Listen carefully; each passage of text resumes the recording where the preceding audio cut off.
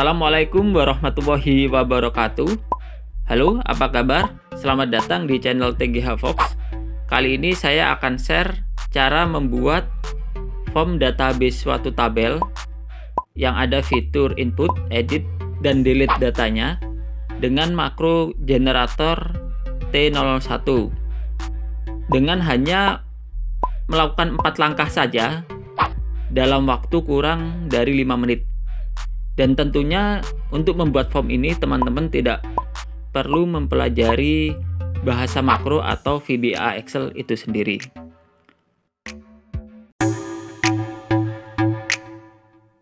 Sebelum membuka file makro generator, persiapan yang harus dilakukan adalah memastikan security makro menjadi enable. Langkahnya adalah pilih tab developer, kemudian klik makro security, dan akan muncul layar Trust Center. Di sini ada dua bagian, yaitu makro setting dan developer makro setting. Untuk makro setting ini pastikan kita pilih enable all macros, kemudian untuk developer makro setting kita centang trust access to VBA, kemudian klik OK. Setelah memastikan makro security dalam kondisi enable, langkah selanjutnya adalah membuka file T01 VBA generator. File ini bisa di-download di link yang ada di deskripsi di bawah ya teman-teman ya. Oke, di sini saya sudah terbuka filenya. Di sini ada 3 bagian yang harus kita isi, yaitu nomor tema, nama tabel, dan field atau kolom atas tabel ini. Oke, langsung saja kita pilih tema. Bisa klik tombol ini ya. Di sini muncul 3 tema, yaitu tema 1 warna hijau, 2 warna orange, dan 3 warna biru. Untuk contoh ini kita misalkan pilih tema warna hijau. Kemudian untuk nama tabel misalkan kita akan membuat database siswa ya. Kita ketik huruf besar juga nggak masalah. Kemudian untuk fieldnya kita pakai huruf kecil, misalkan di awal adalah nomor induk siswa. Kemudian nama, dan tanggal lahir, dan terakhir adalah nilai rata-rata. Baik, ini hanya untuk contoh. Jadi teman-teman bisa mempraktekkan untuk database lain, misalkan perpustakaan, karyawan, barang, dan sebagainya. Yang perlu diperhatikan di sini adalah field kolom yang ada di ring C11. Ini bersifat unik ya. Jadi nantinya ketika kita mau memasukkan data, pastikan data sebelumnya belum pernah terinput. Nanti kita juga akan praktekkan apakah proses validasi ini berjalan atau tidak. Oke, setelah semua komplit, kita langsung saja ya, kita klik run makro. Di sini ada tombol run makro, kita klik, dan dalam waktu kurang dari 1 menit muncul pesan pembuatan VBA data siswa selesai. Ini artinya kita sudah selesai membuatkan form database siswa. Oke, kita klik OK. Di sini terbentuk file baru namanya VBA input edit delete siswa, dan ini adalah jam, kemudian menit, dan detik.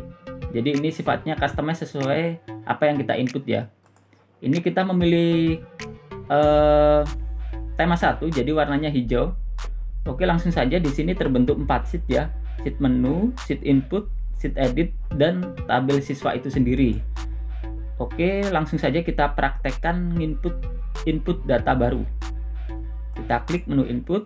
Di sini sudah terbentuk formnya, field-fieldnya sesuai apa yang kita input tadi. Kita misalkan untuk kode nomor induk siswa kita ketikkan misalkan S01, kemudian namanya siswa 01 atau sobat 01 misalkan. Tanggal lahirnya kita ngarang saja misalkan 9/09/2000. Dan untuk nilai rata-ratanya misalkan kita isi dengan 9,5. Oke, setelah semua field terisi, kita langsung saja klik save data, dan muncul pesan yakin akan simpan data, kita klik yes, dan muncul pesan sekali lagi simpan data berhasil. Kita diminta apakah akan dikosongkan formnya atau tidak, kita pilih kosongkan saja. Nah, kita sudah menyimpan satu data yaitu S01. Kita coba lihat ya, kita back to menu, kemudian klik menu tabel, dan sudah tersimpan. Tadi sobat 01 sudah tersimpan. Di sini ada 2 tambahan kolom, yaitu kolom create date dan modified date. Kalau ini pertama kali di input dan ini terakhir kali diedit. Oke, kita kembali ke menu.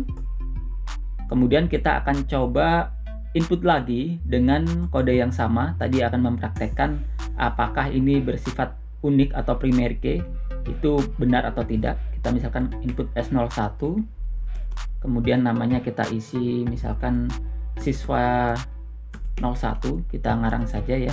Kemudian untuk tanggal lahirnya seperti ini, 2000 juga. Kemudian untuk nilainya kita isi 8. Kita simpan.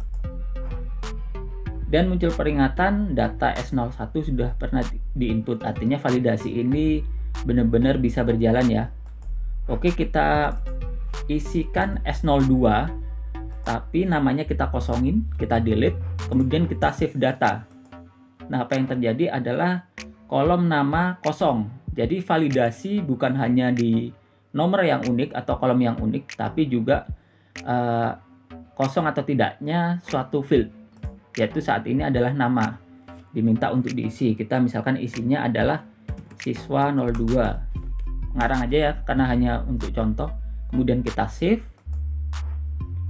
muncul peringatan, kita yes dan berhasil. Kemudian kita yes untuk mengosongkan.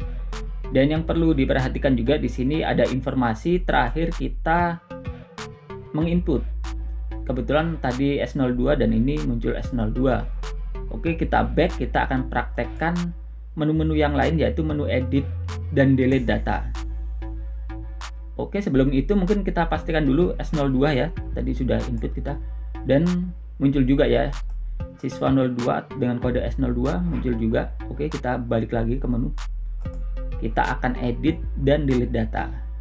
Sekarang kita edit dulu ya, kita sudah klik edit, masuk ke menu edit. Di sini ada tombol search, kita misalkan masukkan S01, kita search dan berhasil muncul ya, ditemukan S01, kondisinya adalah sobat 01. Kita ganti misalkan menjadi siswa 01. Oke, dan nilainya menjadi 100 seperti ini. Setelah semua komplit, kita save data. Yakin akan simpan, kita klik yes dan muncul informasi simpan perubahan data S01 berhasil. Kita klik yes dan hasilnya seperti ini. Oke, di sini juga diinfokan juga terakhir kali kita aktivitasnya apa ya. Oke, kita balik ke menu, kita pastikan tadi S01 berhasil diedit ya. Kita back to menu dulu, kemudian kita ke table dan sudah berhasil diedit, yaitu tadi jadi siswa 01 dan nilainya menjadi 100. Di sini juga ada perubahan di kolom modified date, yaitu berbeda antara create date dan ini. Jadi ada selisih 3 menit. Ini pertama kali di input dan ini terakhir kali kita edit.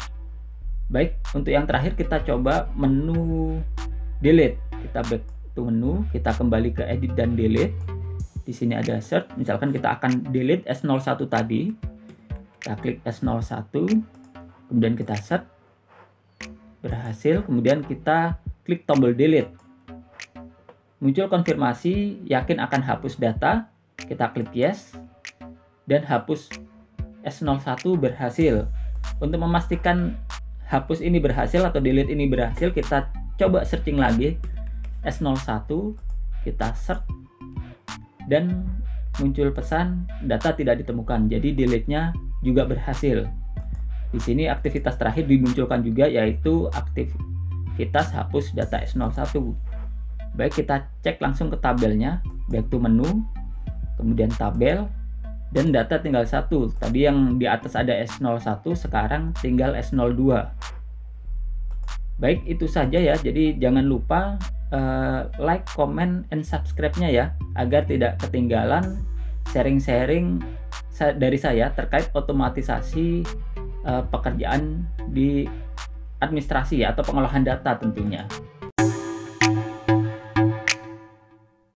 Sharing selanjutnya adalah membahas secara garis besar coding makro atau script makro atau script VBA Excel yang terbentuk otomatis ketika kita menjalankan file generator T01 ini ya. Jadi filenya tentu maksudnya scriptnya tentu saja ada di file VBA input database siswa. Oke, kita ke tab developer lagi, kemudian pilih Visual Basic, tombol yang ada di sini. Kita klik dan akan muncul Windows atau layar Microsoft Visual Basic for Application. Nah, sebenarnya ini adalah skripnya yang sudah terbentuk. Saya akan jelaskan bagian sedikit saat ini, bagian-bagiannya sedikit ya maksudnya. Jadi di sini saat ini kita ada dua file yang terbuka, yaitu file T01 VBA Generator dan tentunya file VBA database siswa. Di sini ada modul terbentuk otomatis juga ya, namanya mod siswa.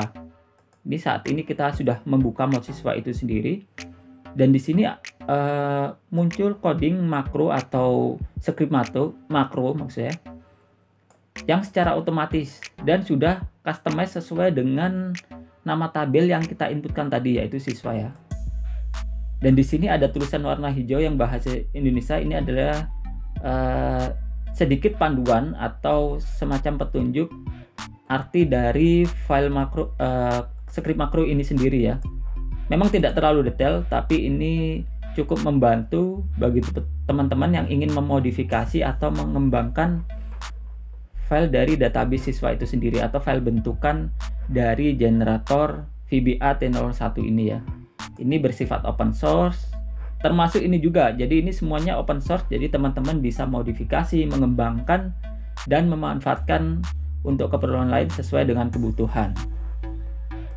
Baik, itu saja sharing tutorial kali ini. Semoga bermanfaat. Jangan lupa komen, like, dan subscribe-nya. Dan tentu juga saya sangat terbantu sekali jika teman-teman berkenan untuk men-share tutorial ini ke teman-teman yang lain. Demikian dari saya, semoga bermanfaat. Terima kasih. Wassalamualaikum warahmatullahi wabarakatuh.